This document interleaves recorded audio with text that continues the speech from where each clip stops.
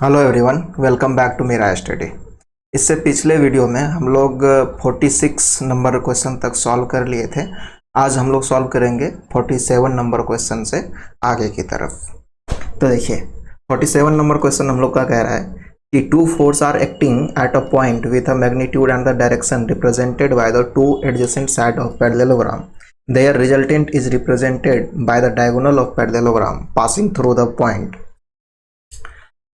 This is based on the which law. देखो, parallelogram के दो एडजेसेंट साइड के द्वारा अगर हम दो फोर्स को दिखाते हैं और दोनों फोर्स के रिजल्टेंट को अगर हम डायगोनल के द्वारा दिखाते हैं तो इस लॉ को हम लोग पैरेललोग्राम लॉ कहते हैं। लेकिन पैरेललोग्राम लॉ किसका, फोर्स का या इनर्शिया का? यहाँ दोनों ऑप्शन दिया हुआ है, एक इनर्शिया दिया हुआ है, एक फोर्स दिया हुआ है। तो हम लोग का जो करेक्ट ऑप्शन होगा वो होगा option number C, parallelogram law of force. Inertia वाला नहीं होगा। ठीक है, नेक्स्ट क्वेश्चन हम लोग का, an elevator weighing 10 kilo newton attains an upward velocity of 4 meter पर second in 2 second with uniform acceleration. What is the tension in the wire rope? जैसे देखो, कह रहा है कि एक एलिवेटर है, जैसे मान लो कि ये एक एलिवेटर है, एलिवेटर यानी लिफ्ट है। इसका जो वेट है, वेट तो हमेशा डाउनवर्ड एक्ट करेगा। तो ये जो W दिया हुआ है ये 10 किलो न्यूटन दिया हुआ है। ठीक है, और ये जा रहा है ऊपर की तरफ, अपवर्ड वेलोसिटी को ये गेन किया है। तो इस रोप में जो ऊपर दिखा रहे इसमें टेंशन T लगेगा। अच्छा, ये वेलोसिटी कितना गेन किया है? 4 मीटर पर सेकेंड। अच्छा, ये हम लोग एज्यूम करते हैं कि ये पहले रेस्ट में होगा, रेस्ट से चलना शुरू किया होगा। तो एक्सेलरेशन हम लोग का क्या हो जाता है? v minus you by T. तो u तो यहाँ पे 0, तो v बाई टी हो जाएगा। तो यहाँ पे हो जाएगा 4/2। टी दिया हुआ है हम लोग को यहाँ पर 2 सेकेंड। ठीक है, t इक्वल टू दिया हुआ है 2 सेकेंड। तो एक्सेलरेशन हो जाएगा हम लोग का 2 मीटर पर सेकेंड स्क्वायर। अब देखो, कह रहा है कि ये अपवर्ड वेलोसिटी गेन किया है। ठीक है, तो यानी कि जो हम लोग का नेट फोर्स होगा वो ऊपर की तरफ एक्ट कर रहा होगा। तो क्या होगा? टेंशन माइनस जो नीचे की तरफ mg काम करेगा, यानी कि वेट जिसको बोलते हैं हम लोग, इक्वल टू m किसका? एलिवेटर का, इनटू जो एक्सेलरेशन उसने गेन कर लिया वो। तो यहाँ से t इक्वल टू क्या हो जाएगा? m g plus m a। m किसका? mg, ये वेट तो हम लोग को दिया हुआ है पहले से 10 kilo Newton, 10 kilo Newton plus, अब देखो ये m हम लोग को नहीं पता, ये जो 10 किलो न्यूटन दिया हुआ है ये तो हम लोग को वेट दिया हुआ है। तो हम लोग जानते हैं वेट इक्वल टू क्या होता है? mg। यहाँ से m निकाल सकते हैं, वेट में g से मतलब डिवाइड कर दो। तो वेट दिया हुआ है 10 किलो न्यूटन, नीचे g का वैल्यू 10 दिया हुआ है यहाँ पे लेने के लिए। तो 10 से डिवाइड कर देंगे तो हो जाएगा 1 किलो। अब तो न्यूटन नहीं रहेगा क्योंकि ये मास है, तो kg हो जाएगा। ठीक है, तो m के जगह पे हम लोग 1 रखते हैं और एक्सेलरेशन के जगह पे 2। तो ये हो जाएगा 10 प्लस 2 यानी कि 12 किलो न्यूटन, जो कि हमारा ऑप्शन नंबर ए। तो ऑप्शन नंबर ए हो जाएगा हमारा सही आंसर। नेक्स्ट क्वेश्चन है हम लोग का, two forces of the same magnitude P are having an angle of 60 degree between them are acting at a point. The magnitude of the resultant will be। देखो, कह रहा है कि दो फोर्स है, टू फोर्स है और दोनों का मैग्नीट्यूड सेम है। जैसे मान लीजिए ये P पहला फोर्स और ये जो दूसरा फोर्स है इसका भी मैग्नीट्यूड P है, सेम मैग्नीट्यूड, दोनों के बीच का एंगल है 60 डिग्री और इसका रिजल्टेंट पूछ रहा है। तो हम लोग पढ़े हुए हैं कि जब दोनों फोर्स का मैग्नीट्यूड सेम हो तो रिजल्टेंट होता है 2p cos θ/2। यहाँ पे थीटा क्या है? दोनों फोर्स के बीच का एंगल। तो ये हो जाएगा 2 × p cos θ/2, तो cos 60/2। तो ये हो जाएगा 2p × cos 60/2 यानी कि ये हो जाएगा cos 30। तो हो जाएगा 2p × cos 30 का वैल्यू √3/2। ये 2 कैंसिल हो जाएगा, आंसर हो जाएगा √3 × p, जो कि है हमारा ऑप्शन नंबर बी। तो ऑप्शन नंबर बी हो जाएगा इसका सही आंसर। तो नेक्स्ट क्वेश्चन है हमारा, parallel force have their line of action. तो अगर फोर्स पैरेलल है तो उसका लाइन ऑफ एक्शन भी पैरेलल टू ईच अदर होगा, एक दूसरे के पैरेलल होगा।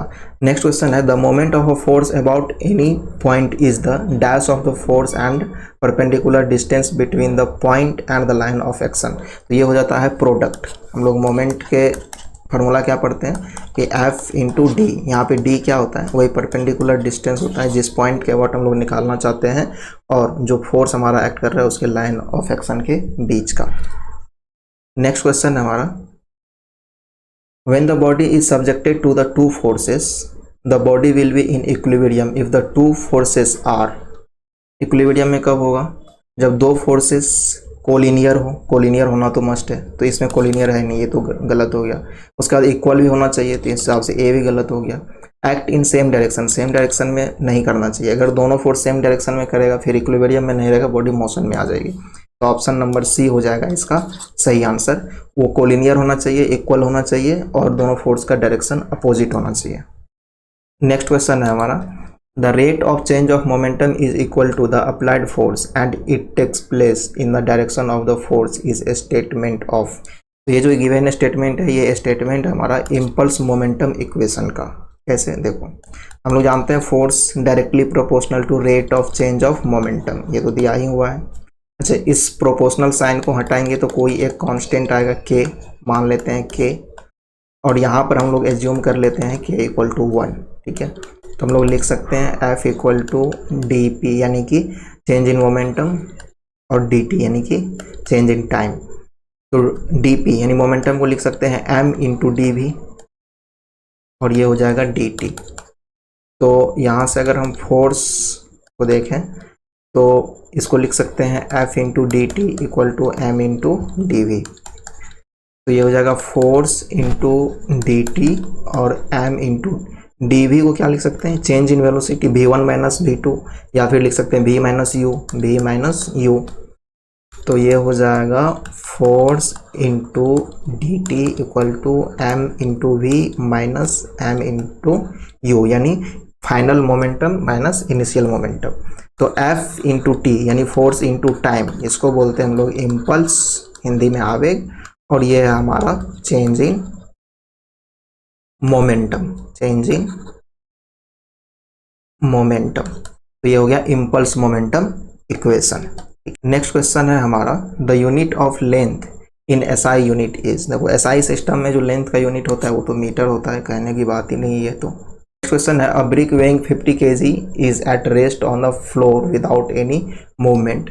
जैसे एक मान लो कि ये कोई फ्लोर है, इस पे कह रहा है कि एक ब्रिक यानी कि रखा हुआ है कोई एक ईंटा और इसमें कोई मूवमेंट नहीं हो रहा है। मूवमेंट नहीं हो रहा है मतलब ये रेस्ट में है। Then what will be the normal force applied and the work done by it. देखो तो जितना इसका वेट होगा उतना ही यहाँ पे नॉर्मल फोर्स लगाया जाएगा इस ग्राउंड के द्वारा इस ब्रिक पर। तो वेट इसका कितना होगा, तो वेट निकालने के लिए हम लोग को मास दिया हुआ है। ठीक है, तो ये हो जाएगा वेट के बराबर, और वेट होता है m इंटू जी। तो मास दिया हुआ है हम लोग का 50 और g का वैल्यू हम लोग ले लेंगे 9.81। तो इसको मल्टीप्लाई करने पे आ जाएगा 490.5 इतना न्यूटन।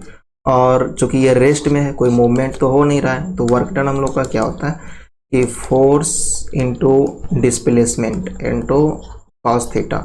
डिस्प्लेसमेंट तो जीरो हो जाएगा ना, क्योंकि रेस्ट में है, तो वर्क डन हो गया जीरो। तो ऑप्शन हो जाएगा 490 और जीरो जिसके साथ होगा वो, तो 490 और जीरो, ऑप्शन नंबर ए, ये हो गया हमारा सही आंसर। नेक्स्ट क्वेश्चन है हमारा, Which of the following branches deals with the forces and their effect acting upon the machine part in motion। तो ये ब्रांच कहलाता है डायनामिक। देखो यहाँ पे फोर्स भी है और उसका इफेक्ट भी है। ठीक है, मशीन के पार्ट्स पे जब वो मोशन में होता है, तो वो हम लोग डायनामिक्स में स्टडी करते हैं। हम लोग पढ़े ही भी होंगे कि डायनामिक्स ऑफ मशीन। ठीक है, एक सब्जेक्ट है, थ्योरी ऑफ मशीन के अंदर आता है। ठीक है, थ्योरी ऑफ मशीन में हम लोग दो पढ़ते हैं, एक तो डायनामिक ऑफ मशीन और एक पढ़ते हैं काइनेमेटिक ऑफ मशीन, जिसको कॉम और डॉम पढ़ते हैं, दोनों को मिला के थ्योरी ऑफ मशीन पढ़ते हैं। नेक्स्ट क्वेश्चन है हमारा, the magnitude of resultant of two equal coplanar force acting at a point is equal to either of a force, what is the angle between the force. देखो इसका answer होगा 120 degree. कैसे, देखो कह रहे कि दो फोर्स है। ठीक है, दोनों फोर्स एक्ट कर रहा है एक सिंगल पॉइंट पे, जैसे एक फोर्स ये हो गया, एक फोर्स ये हो गया, दोनों का मैग्नीट्यूड बराबर है। ऊपर से कह रहा है कि जो इसका रिजल्टेंट है ना उसका भी मैग्नीट्यूड वही है, वो भी p के बराबर है। कह रहा है कि ये जो दोनों फोर्स था इसके बीच का एंगल बताओ थीटा क्या होगा। तो देखो हम लोग जानते हैं फार्मूला से, रिजल्टेंट का स्क्वायर प्लस p का स्क्वायर प्लस q का स्क्वायर। तो यहाँ पे q की जगह पे भी तो p ही है, p का स्क्वायर प्लस 2pq, तो यहाँ हो जाएगा p स्क्वायर कॉस थीटा, ये थीटा ही निकालना है इसमें से। r का भी वैल्यू क्या हो जाएगा, p हो जाएगा, ये p प्लस p क्या हो जाएगा 2p square plus 2p square cos theta.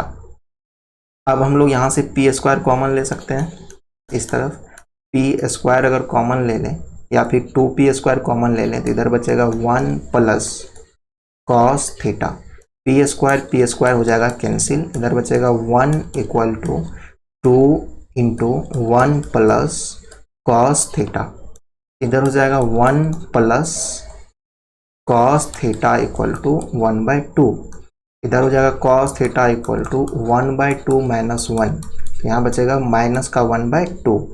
तो कॉस थीटा का माइनस 1/2 वैल्यू होता है थीटा इक्वल टू 120 डिग्री पे, ठीक है। तो इस वैल्यू से पता चल गया कि थीटा कितना होगा 120 डिग्री। नेक्स्ट क्वेश्चन है हमारा, a short cylinder of a circular cross section and weight W is resting on a V block of angle 2 alpha as shown in figure, the reaction at point A is. देखो इसमें ये जो point A है ना, इस पे reaction पूछ रहा है, ठीक है। तो रिएक्शन कैसे लगेगा, इस डायरेक्शन में, और इस B पे भी रिएक्शन लगेगा इस डायरेक्शन में, ठीक है। एक हम लोग रफ फिगर बनाते हैं यहाँ साइड में इसी का सेम। चलो देखो ये है हम लोग का वो, ठीक है। यहाँ पे रखा हुआ है ब्लॉक, एक ब्लॉक V शेप का इस तरह से, सही से ये नहीं बना, ये इस तरह से गोला है। इस पे जो रिएक्शन लगेगा एक इधर, दूसरा रिएक्शन लगेगा इधर, ये हो गया बीच में। वेट इस तरह से डाउनवर्ड काम करेगा इसका सिलेंडर ब्लॉक का। इस पॉइंट का नाम है A, इसका नाम है B, और ये जो एंगल दिया हुआ है ये एंगल कितना है 2 अल्फा। तो इसका जो हाफ एंगल होगा वो हो जाएगा अल्फा अल्फा, जैसे कहाँ पर, तो ये जो आधा एंगल है ये क्या हो जाएगा अल्फा, और इधर का भी आधा एंगल क्या हो जाएगा अल्फा, ठीक है। देखो तो ये वाला जो लाइन है इस सर्कुलर ब्लॉक पे टेंजेंट की तरह काम करेगा, और ये वाला लाइन भी टेंजेंट की तरह काम करेगा। तो ये एंगल हो जाएगा 90, ठीक है। तो ये हो गया राइट एंगल ट्रायंगल।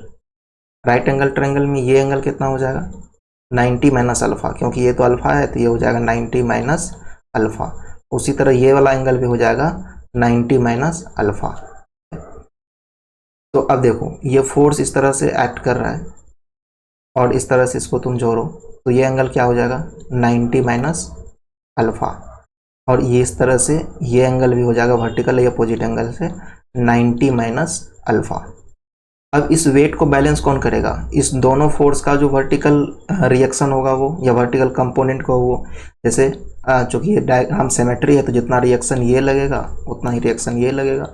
इस एन का जो वर्टिकल कंपोनेंट होगा इधर वो, और इस एन का जो वर्टिकल कंपोनेंट होगा वो, दोनों मिलके करेगा बैलेंस। तो इस एन का वर्टिकल कंपोनेंट कितना होगा एन कॉस 90 माइनस अल्फा, उसी तरह से इसका भी हो जाएगा प्लस में एन कॉस 90 माइनस अल्फा, यही होगा। तो हम लोग यहाँ पे लिखते हैं वही इस W को बैलेंस करेगा, तो हो जाएगा N cos 90 minus alpha plus N cos 90 minus alpha equal to W। तो ये हो जाएगा 2n cos 90 minus alpha equal to W। यहाँ से n निकालना है हमको, तो n बराबर हो जाएगा W divided by 2 cos 90 minus alpha, ठीक है। ये हो जाएगा W divide by 2 cos 90 minus alpha हो जाएगा साइन अल्फा, तो W/2 साइन अल्फा, ये है हमारा ऑप्शन नंबर बी। तो ऑप्शन नंबर बी हो जाएगा हम लोग का सही answer. Next question, a crane lifts a mass of 200 kg from the rest u equal to हो गया 0 initial velocity, and it attains a upward velocity of 3 metre पर सेकेंड, v इक्वल टू हो गया 3 मीटर पर second. Time कितना ले रहा है 2 सेकेंड, ठीक है। 2 सेकेंड, 25 लग रहा है क्या, 2 second uniformly the tension in the supporting cable. जैसे देखो ये कोई ऑब्जेक्ट है, क्रेन इसको खींच रहा है ऊपर की तरफ, ठीक है, तो इसमें टेंशन लगेगा। अच्छा, इसका मास कितना दिया हुआ है, मास दिया हुआ है ऑब्जेक्ट का 200 kg। तो इसका वेट कितना हो जाएगा, वेट हो जाएगा 200 इंटू 10। अगर हम जी का वैल्यू यहाँ 10 ले तो देखो चूँकि ऑप्शन में सब 0 0 है, कोई फ्रैक्शन में है नहीं या पॉइंट में नहीं है, तो 9.8 नहीं सुटेबल लग रहा है ऑप्शन के हिसाब से, तो हम लोग 10 लेके चलेंगे तो ये हो जाएगा 2000 न्यूटन। अब एक्सेलरेशन अपवर्ड है तो पहले निकाल लेते हैं एक्सेलरेशन कितना होगा, b minus you divide by T, हो जाएगा 3 माइनस 0 डिवाइड बाई 2, 3/2। ये हो गया हम लोग का एक्सेलरेशन। अब क्या करेंगे, यहाँ चूँकि ये अपवर्ड जा रहा है तो नेट फोर्स भी अपवर्ड काम करेगा, तो T माइनस W यानी कि बोले तो mg, ठीक है, equal to ma, T equal to mg plus ma। mg का वैल्यू तो हम लोग यहाँ पे निकाल ही लिए हैं, ये 2000, ये हो जाएगा 2000 प्लस m दिया हुआ है हम लोग को 200 इंटू एक्सेलरेशन हम लोग कैलकुलेट कर चुके हैं 3/2, 2 से ये कट जाएगा 100, तो ये हो जाएगा 2000 प्लस 300, ये हो जाएगा 2300 या 2300, ये हो जाएगा आंसर। ऑप्शन नंबर है हमारा डी, तो डी नंबर हो गया सही आंसर। नेक्स्ट क्वेश्चन है हमारा, a steel ball of mass 2.4 kg is tied to a string and will it in the horizontal plane in a circle of diameter 2 metre. देखो dia कितना दिया हुआ है, डाया दिया हुआ है हम लोग को 2 मीटर, तो यहाँ से रेडियस हम लोग को मिल जाएगा 1 मीटर, ठीक है। Constant speed of 2 RPM, sorry 20 RPM, तो n इक्वल टू 20 आरपीएम, यहाँ से हम लोग ओमेगा निकाल सकते हैं, ठीक है। तो ओमेगा कितना हो जाएगा, 2πn/60 होता है, तो n की जगह पे हो जाएगा 20/60, 20 से 60 कटेगा 3 टाइम्स, तो हो जाएगा 2π/3 रेडियन पर सेकेंड, ठीक है। अब देखो क्या कह रहा है कि टेंशन इन द रोप या स्ट्रिंग, टेंशन जैसे देखो ये मान लो कि कोई पॉइंट है, यहाँ से ये रस्सी है, इसी को ऐसे घुमा रहा है, तो इसमें टेंशन इस तरफ काम करेगा, और कितना होगा टेंशन का वैल्यू, जितना इस पर सेंट्रीफ्यूगल फोर्स लगेगा, और सेंट्रीफ्यूगल फोर्स का फॉर्मूला होता है mr²।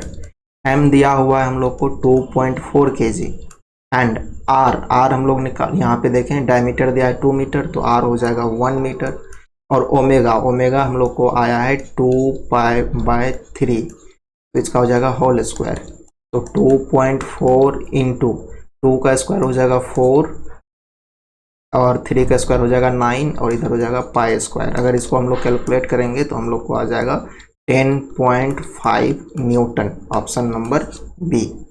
नेक्स्ट क्वेश्चन है हम लोग का, action and reaction act on. देखो एक्शन और रिएक्शन ये हमेशा दो डिफरेंट बॉडी पे काम करता है, ठीक है, और अपोजिट डायरेक्शन में, तो ऑप्शन नंबर डी है हमारा सही आंसर। कैसे, जैसे देखो ये कोई ऑब्जेक्ट है और ये किसी दूसरे ऑब्जेक्ट पे इस तरह से रखा हुआ है, तो जो इस पहले ऑब्जेक्ट यानी ऑब्जेक्ट ए का वेट होगा वो इस पे एक्ट करेगा, उसको हम लोग एक्शन कहेंगे, लेकिन ऑब्जेक्ट बी जो है वो ऑब्जेक्ट ए पे लगाएगा रिएक्शन, ठीक है, जिसको हम लोग आर से या फिर बहुत बार एन से डिनोट करते हैं। तो जो आर लग रहा है वो बॉडी ए पे लग रहा है, और ये जो हमारा ए का वेट है वो एक्शन की तरह काम कर रहा है बॉडी बी पर, तो अपोजिट डायरेक्शन में लगता है और दो डिफरेंट बॉडी पे एक्ट करता है, तो ऑप्शन नंबर डी हो गया सही आंसर। नेक्स्ट क्वेश्चन है, the horizontal component of tensile force in a wire that makes 60 degree with the horizontal and is carrying a force of 20 kilo Newton. देखो कोई एक फोर्स है वो 20 किलो न्यूटन उसका मैग्नीट्यूड है, हॉरिजॉन्टल से वो 60 डिग्री का एंगल बनाता है, तो इसका हॉरिजॉन्टल कंपोनेंट पूछा है। हॉरिजॉन्टल कंपोनेंट क्या हो जाएगा, 20 किलो न्यूटन इंटू cos 60, तो हो जाएगा 20 किलो न्यूटन इंटू कॉस 60 का वैल्यू होता है 1/2, तो 2 से ये कट जाएगा, 10 टाइम्स में हो जाएगा 10 किलो न्यूटन इसका आंसर, और वो है हमारा ऑप्शन नंबर सी। तो ऑप्शन नंबर सी हो गया हम लोग का आंसर। नेक्स्ट क्वेश्चन है the algebraic sum of the resolved part of number of force in a given direction is equal to the resolved part of their resultant in the same direction. This is known as, तो इसको हम लोग कहते हैं principle of resolution. Principle of resolution कहता है कि हम लोग को जितना भी फोर्स दिया हुआ है, ठीक है, किसी भी एंगल पे किसी भी डायरेक्शन में, इस सब को हम लोग रिजॉल्व करके एक्स और वाई डायरेक्शन में अगर इसका अलजेब्रिक सम करें और इस सारे फोर्स का एक रिजल्टेंट होगा, उस रिजल्टेंट को भी रिजॉल्व करें तो दोनों का वैल्यू क्या आएगा, हम लोग को सेम आएगा। नेक्स्ट क्वेश्चन है हम लोग का, a body is in equilibrium when the vector sum of external force end moment is zero. देखो वेक्टर सम, फोर्स का वेक्टर सम और मोमेंट दोनों जीरो होना जरूरी है, तभी बॉडी इक्विलिब्रियम में रहेगा। नेक्स्ट क्वेश्चन है, in collinear force system the force whose line of action lie on. Collinear, collinear है तो उसका लाइन ऑफ एक्शन क्या होगा, सेम लाइन पे लाई करेगा, option number D. Next question है, a block of mass m is pulled on a horizontal frictionless surface by a string of mass m। देखो इसमें ब्लॉक का और स्ट्रिंग का दोनों का मास दिया हुआ है। जैसे ये कोई ब्लॉक है और ये कोई हमारा एक फ्लोर या कहो कि सरफेस है, और इसमें एक स्ट्रिंग लगा हुआ है। इस स्ट्रिंग का मास है m और इस ब्लॉक का मास है कैपिटल M। और force F is applied at the end of string. एक फोर्स अप्लाइड है कहाँ पर, स्ट्रिंग के इंड पर। ये स्ट्रिंग का इंड है, यहाँ पे एक फोर्स लग रहा है F, ठीक है। The force applied by the string on the block, करे कि अब जो ये स्ट्रिंग फोर्स लगाएगा ना ब्लॉक पे, वो निकालना है हम लोग को, ठीक है। तो सबसे पहले देखो ये जो फोर्स है ये कितने मास पे लग रहा है, तो capital M plus small m, ये दोनों मास के लिए काम करेगा, यानी कि स्ट्रिंग और ब्लॉक दोनों के लिए। तो ये फोर्स इक्वल टू हो जाएगा m प्लस m इंटू ए। तो ये फोर्स कितना एक्सेलरेशन पैदा करेगा टोटल सिस्टम पे, तो ये हो जाएगा a equal to F by capital M plus small m। इतना एक्सेलरेशन हो गया। अब क्या पूछ रहा है हम लोग से कि ये जो स्ट्रिंग है, ये बड़ा वाला जो ब्लॉक है यानी कैपिटल मास है हमारा कैपिटल M वाला, उस पर कितना करेगा। तो फोर्स अप्लाइड बाय स्ट्रिंग क्या होगा, वो तो केवल कैपिटल M पे करेगा एक्ट, तो M, और एक्सेलरेशन चूँकि स्ट्रिंग और मास दोनों जुड़ा हुआ है, अटैच्ड है, तो दोनों पे सेम एक्सेलरेशन क्रिएट होगा। तो फोर्स इक्वल टू हो जाएगा M, और एक्सेलरेशन का जो ये वैल्यू है यहाँ पे रख देंगे हम लोग, तो हो जाएगा M प्लस M, ठीक है।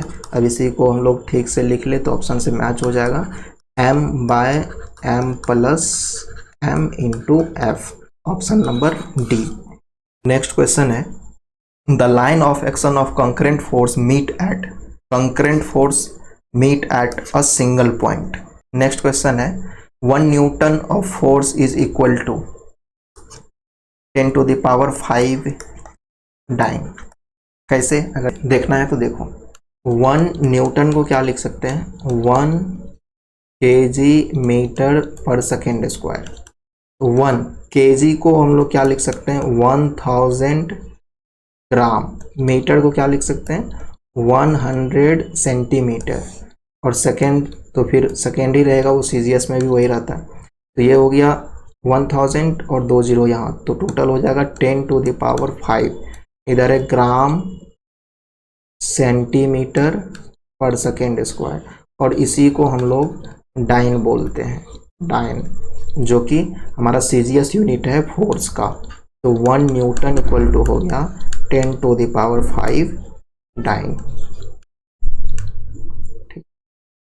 नेक्स्ट क्वेश्चन हमारा, the resultant of 2 force P and Q acting along the same straight line but in opposite direction is given bye.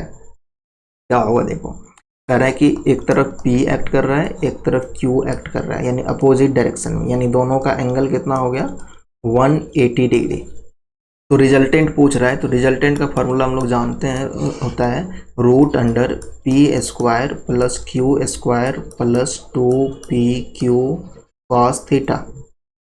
तो root under P square plus Q square plus 2pq cos 180, और cos 180 का value होता है -1, ठीक है। तो ये हो जाएगा P square plus Q square plus 2pq into -1 से मल्टीप्लाई होगा तो यहाँ पे आ जाएगा माइनस, तो ये हो जाएगा P square plus Q square minus 2pq।